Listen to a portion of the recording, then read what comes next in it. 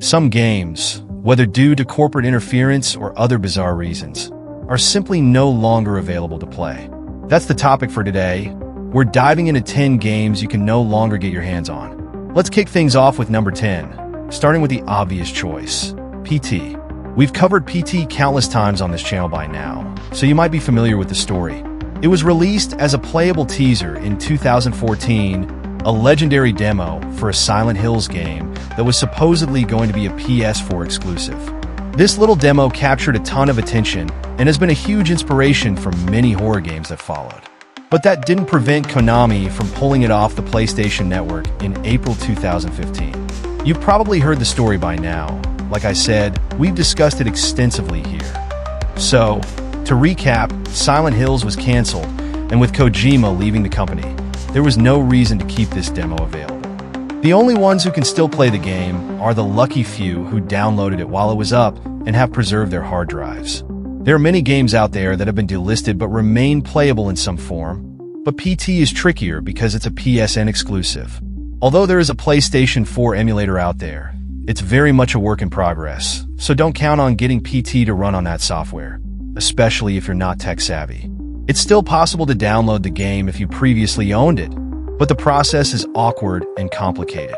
If you didn't download it when it was available, you're simply out of luck. However, this game has seen numerous fan remakes and recreations over the years, so you don't need to own the original to experience it, though it won't be exactly the same. At the very least, you could watch a YouTube video, put on some headphones, turn off the lights, and feel the spooky atmosphere that PT still offers. Now, moving on to number 9, the original Destiny 2 campaign. This one still irritates us. Yeah, we've heard all of Bungie's explanations about the game's ballooning file size, but you can still play the original story in Final Fantasy XIV and the old story in Elder Scrolls Online. Heck, you can even play the original version of World of Warcraft. Those games are much larger than anything in Destiny 2. Yet somehow, there's no way to make the original campaign and the first 3 DLCs work in the current game. Give me a break. I don't think they're lying. Everything we've heard about the back-end technical stuff for Destiny 2 suggests it's messy, but it still feels wrong because technically we bought that campaign. We paid for it, and now we can't access what we paid for. It's especially frustrating because much of Destiny 2's story still depends on that original campaign. It's what introduced new players to the universe, and now there's just nothing. The loss of the Red War makes an already confusing game even more inaccessible to new players. And because the game requires constant updates and an internet connection, there's no way to revisit the original campaign. It's just gone for good. While it wasn't the greatest first-person shooter story, it was still fun, and it's a shame that we can't play it anymore. Next, at number 8, is Rumbleverse. This game met the same fate as many other creative free-to-play battle royale games. It launched, gained some attention for a while, and then shut down just 6 months after its release. Sometimes, though rarely, these games provide players with tools to keep playing them. Knockout City was another promising free-to-play game that shut down, but at least it allowed people to host their own private servers, so it's still technically playable for its dedicated community. When it comes to multiplayer games, being technically playable is better than nothing because the alternative is that it's completely dead. It's a real shame because Rumbleverse was a pretty fun alternative to your standard battle royale, offering something different and managing to build a small but passionate fanbase. Now that the servers are closed and there's no option for fans to run the game locally, all that's left are old videos to remind us of what it was. Rumbleverse is just one of many free-to-play, online-only games that have been shut down in recent years, and it's disappointing that there's no way to revisit this one today, even if all I wanted to do was explore an empty map. Number 7, oh boy. On October 4th, 2022, Overwatch 2 launched and completely replaced Overwatch 1. If you want to go back and play the original Overwatch game now, it's just not possible. Overwatch 1 no longer exists. It's only Overwatch 2 with all its new and improved monetization systems. Players were at least able to carry over their profiles and all the costumes they had previously earned. But still, the entire community was forced to migrate to the sequel. I've seen plenty of people make excuses for this decision, saying that servers are expensive, that running 2 games at once would split the player base, and that it's just extra work for Blizzard. You know, Activision Blizzard, the biggest company in the world. The thing is, Call of Duty games don't overwrite the old ones. You can still go back and play any old COD game you want. They're not just going to replace Black Ops Cold War when Black Ops 6 comes out. They will remain two separate games. The reality is that Overwatch 2 is mostly just a marketing stunt. It's been called Overwatch 1.5 at best, especially now with most of the game's original promise features canceled or abandoned. It's not that Overwatch 2 is worse, although maybe it kind of is. Many features of the original game are notably missing, and many of the biggest changes are still divisive. What really bothers us is that it completely replaces the original.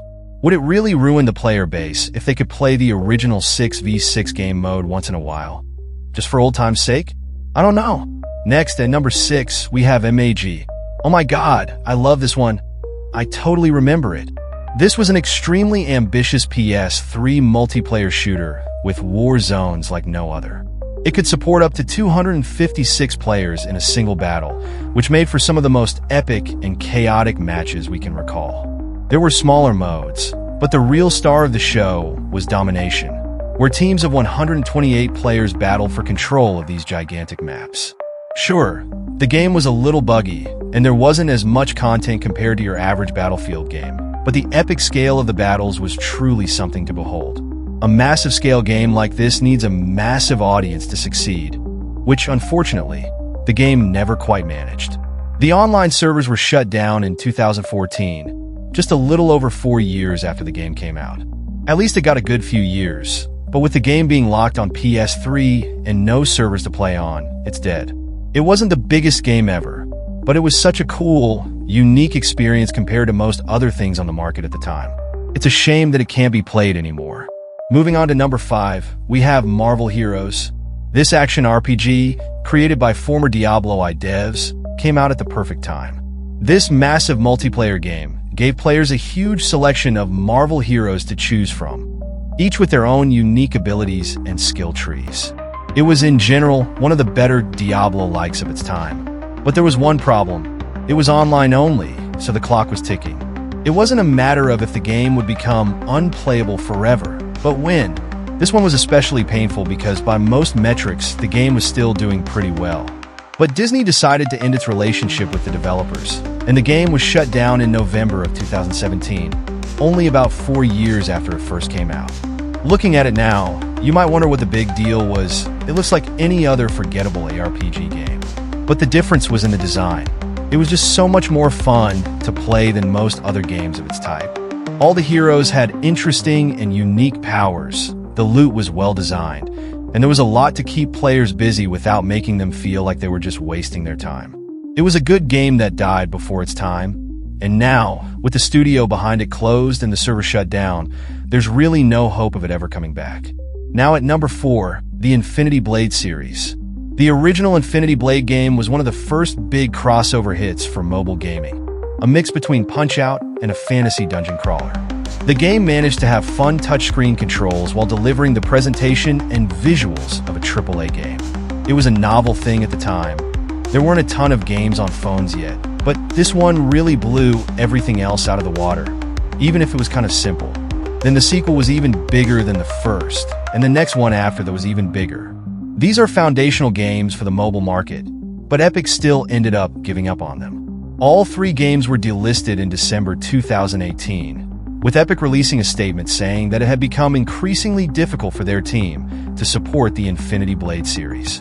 You might be inclined to nod in understanding, thinking, oh yeah, that's a reasonable excuse. But remember, the games were delisted in 2018, the same year that Fortnite's annual revenue was like $5.4 billion, with AB. That's more than the GDP of a small nation, and they can't afford to support one of their most popular games? Really? These are simple games, some not even requiring an internet connection. Obviously, they could have kept supporting Infinity Blade if they wanted to, but they just didn't want it anymore. Maybe it had something to do with the fact that it was a bit of a collaboration with Apple in the early days, I don't know. These are the same guys who delisted their Unreal games, the ones that put them on the map, the games that their freaking engine is named after, and apparently, they're not important enough to keep online. Those games can at least be played offline, so they're still alive, but the Infinity Blade games are nearly impossible to get working anymore. There's a community out there that has done a good job of bringing them back. Shout out to them here. If you're curious about video game history, some people are trying to keep the dream alive. Now at number 3, when it comes to a game with user-created content, it's always a ticking time bomb until all that stuff just disappears or becomes inaccessible. If one of those games is on PC, at least users can share and store their creations locally. But with a console game like Little Big Planet, once those servers go down, all that hard work usually vanishes into thin air. If you're not familiar, the Little Big Planet games were all about player expression. Sure, there was a single-player mode, but the real heart of the game was going online and playing through user-created levels. These levels could get incredibly complex, and the tools for creating them were quite sophisticated. Some of the things players managed to create with those tools were truly incredible, but now all of that is gone. It was bad enough with the older games, but Little Big Planet 3 was unceremoniously dropped after months of server issues. I suppose the writing was on the wall with the servers becoming barely functional, but still, PlayStation could have given people a little warning, so they could at least go in and play through some of their favorite levels one last time before they were gone for good. That was rough. Now down to number 2, Darkspore. This mostly forgotten follow-up to Spore. Believe me, I forgot about it. Isn't that notable except for one thing? It relied on a central server to function. There's absolutely no reason why this game couldn't have been played offline. There's nothing about it that actually required online connectivity. But it was the era, and in early 2016, EA pulled the plug on the game, rendering it completely unplayable.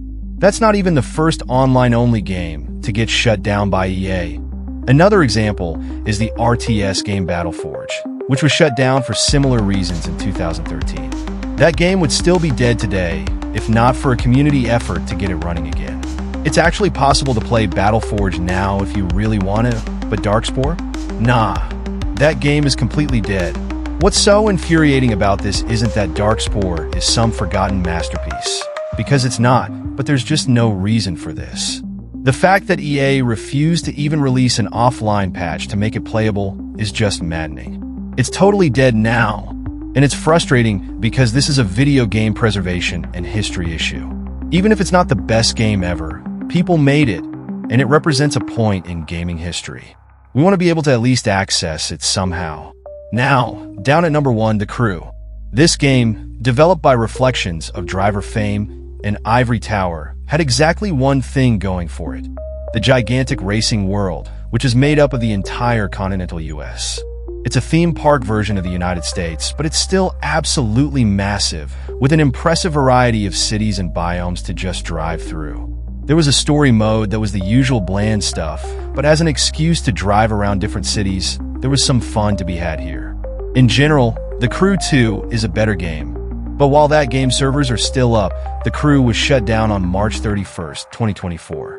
This wasn't a free-to-play game. It was a full-priced release that was sold in stores. You might still have the box and a disc. Heck, there are still used game stores selling The Crew, but the game isn't worth the plastic it's printed on because that disc is completely useless now. What's even more painful about this is that, yet again, this is a game that should, I think, technically be playable offline. I mean, the Forza Horizon games have more online features than this game does, and yet they're playable offline. There were even rumors that The Crew had an offline option that was disabled for launch, so Ubisoft could have made it possible to play this game, but simply chose not to. But, like I said, those are 10 games you can never play again. It's definitely a learning experience. Be aware, just know how things can go down. Not to be a fearmonger or anything, but sometimes your digital games just aren't safe. That's just how it goes. If there are other games out there that we neglected to mention, let us know. If there's one you miss in particular, definitely let us know. And if you just like talking games with us every day, click the like button. That's all you've got to do. It really helps us out. And if you're new, maybe consider subscribing and hitting that notification bell, because we put out videos every single day. But hey, as always, thanks for watching, and we'll see you guys next time.